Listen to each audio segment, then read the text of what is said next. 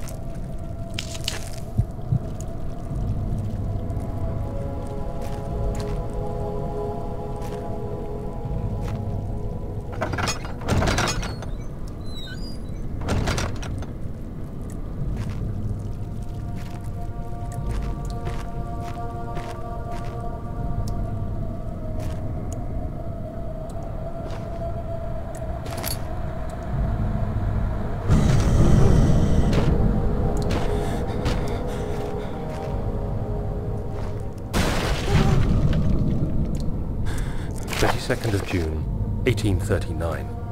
It's been more than a month since my last entry. After the event inside the underground chamber in Algeria, Professor Herbert insisted I return to England. He said he didn't want to risk forfeiting the entire expedition lest I took a turn for the worse. An excessive decision, in retrospect. But I'm glad it turned out that way. I found my journal this morning in the haphazard collection of things brought home from Africa. Next to it lay the broken stone orb wrapped in cloth. I tried to assemble it, but couldn't. The pieces wouldn't fit together, as if they weren't from the same object. Could I have imagined it all?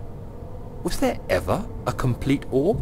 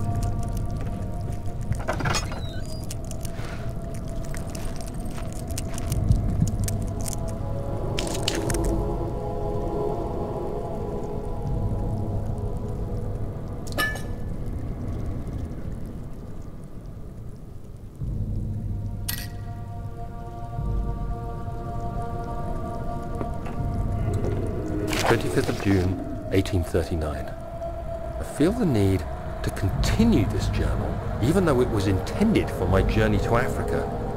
This must be something very important. I just know it. I've taken it upon myself to piece the orb back together, but it's been more difficult than one might think. The pieces are behaving strangely. Yesterday, I took careful measurements and notated any significant markings. Today, I confirmed my suspicions.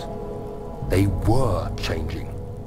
I was terrified and rushed off to see the finest geologist in London, Sir William Smith. I approached the subject with care and we discussed how rocks change form.